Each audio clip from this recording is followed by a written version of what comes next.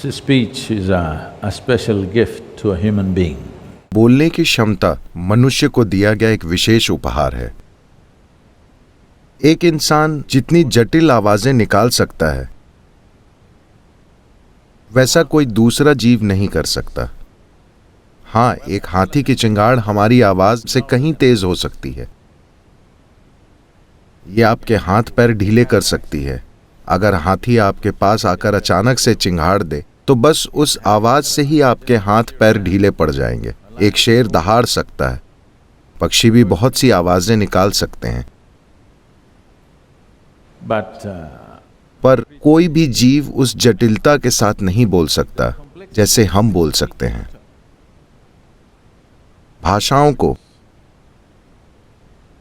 सोच समझकर इस तरह से रचा गया था ताकि इसका उच्चारण ही शरीर को शुद्ध कर दे। संस्कृत भाषा ऐसे ही तैयार की गई थी। हम में से अधिकतर लोग शायद ज्यादातर समय अंग्रेजी में बात करते हैं। सारी भाषाओं में से, जरूरी नहीं कि सारी भाषाएं, भारतीय भाषाओं या देसी बोलियों की तुलना में या स्पेनिश या लैटिन या चीनी भाषा की तुलना में अंग्रेजी भाषा में ध्वनियों का विस्तार काफी कम है, बहुत ही कम। ये वजह है कि अगर आप जन्म से केवल अंग्रेजी ही बोल रहे हैं तो आपको कोई दूसरा मंत्र या कोई दूसरी भाषा बोलना इतना मुश्किल लगता है, क्योंकि आप वाणी की एक बहुत ही सीमित रेंज को इस्तेमाल कर रहे हैं।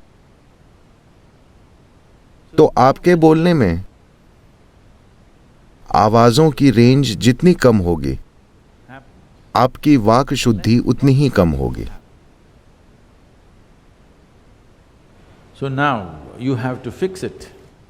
तो अब आपको इसे एक सक्रिय जागरूकता और इरादे के साथ सुधारना होगा।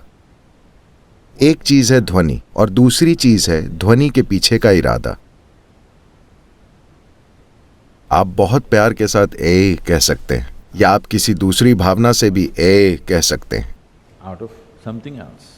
अब ये दोनों शरीर पर एक सा असर पैदा नहीं करेंगे, Because the volition of the action is the important or the कार्मिक प्रक्रिया का अहम हिस्सा इरादे में होता है, न कि किए गए कार्य में। इसी तरह से कर्म का मुख्य हिस्सा इरादे में है, न कि ध्वनि में।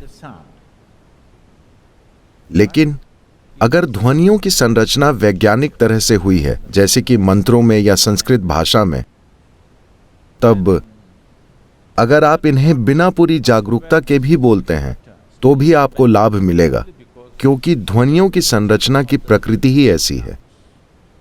लेकिन अब हम ऐसी भाषाएं बोल रहे हैं जो उस तरह से नहीं बनी हैं,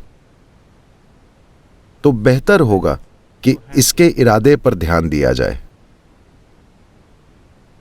मेरे ख्याल से मैंने आपको पहले भी कई बार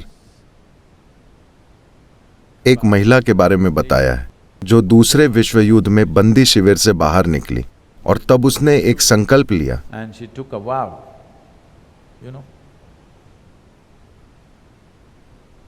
उसने संकल्प लिया कि अगर अब मैं किसी से कुछ कहूंगी और ये मेरे अंतिम शब्द हों, ऐसा हो सकता है अगर इस व्यक्ति को कहे ये मेरे अंतिम शब्द होने वाले हैं, तो मैं कैसे बात करूंगी?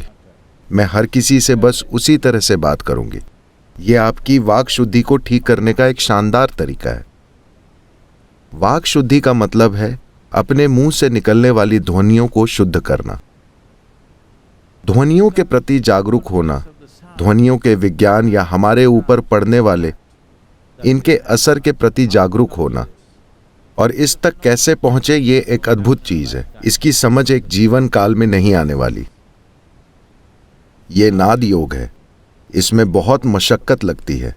तो उसके लिए नाद योग करने के लिए आपके पास एक मंत्र है। अगर आप इसे हर जगह जारी रखते हैं, मैं कभी इसके बारे में सोचता भी नहीं, लेकिन अगर मैं बैठा हूं, खड़ा हूं या कुछ भी, मेरे भीतर शंभो शिव बस होता रहता है। ऐसा नहीं है कि मैं ये बोलना चाहता हूं, बस मेरी सांसें खुद ब खुद ये आकार ले लेती हैं।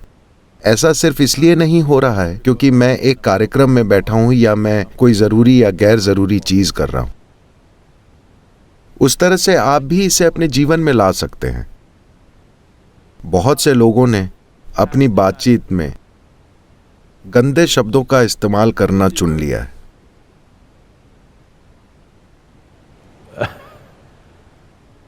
In their conversations or these days, या इन दिनों खासकर मैं देख रहा हूं कि अमेरिका में युवा वर्ग वो बस एक शब्द से पूरा वाक्य बनाने लगे हैं। you know, मैं भारत में भी देखता हूं कि कई लोगों ने so ये चीजें सीख ली हैं और जब वे इन शब्दों को बोलते हैं, लोग शिट शिट कहते रहते हैं। मैं उन्हें याद दिलाता रहता हूं, मेहरबानी करके यहां मत कीजिएगा। तो सिस्टम में सही तरह का स्पंदन लाने का ये एक तरीका है। ये महत्वपूर्ण इसलिए है क्योंकि अगर आप अपने भीतर यूं ही मौन हो जाते हैं तो इससे बेहतर कोई दूसरा तरीका नहीं है। यही परम तरीका है। अगर आप अपने भीतर बस यूं ही अचल हो सकते हैं तो यह सबसे अच्छा तरीका है। अगर ऐसा नहीं हो रहा है तो अगला सबसे अच्छा तरीका यह है कि आप शिव कह सकते हैं। यह शून्यता के सबसे करीब है। वरना अगर बस एक शब्द आपके लिए काम नहीं करता तो आप एक थोड़ा ज्यादा लंबा, आपको गाने के लिए एक लाइन चाहिए तो आप ब्रह्मानंद स्वरूपा या कोई और जाप कर सकते हैं, या वैराग्य के उन 5-6 मंत्रों में से जो भी आपने चुना है। आप जिसके साथ भी स्पंदित हों बस उसे कीजिए। सबसे बढ़कर आप अपने द्वारा बोली गई हर ध्वनि में सही इरादा लाइए। अगर आप अपने मुंह से निकली हर बात में से एक सही इरादा लाते हैं तो ये ध्वनियां आपके भीतर एक खास तरीके से स्पंदित होंगी।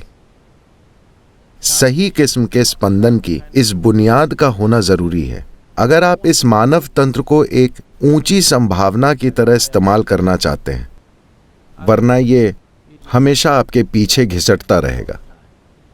अगर आप चाहते हैं कि ये एक बड़ी संभावना बने तो इसके पास सही किस्म के स्पंदन की बुनियाद होनी चाहिए और आपके द्वारा बोली गई ध्वनियों की शुद्धता या वाक शुद्धि उसका एक अहम हिस्सा है। पर अगर आप पूरी तरह स्थिर और मौन हो सकते हैं तो उसके जैसा कुछ भी नहीं है।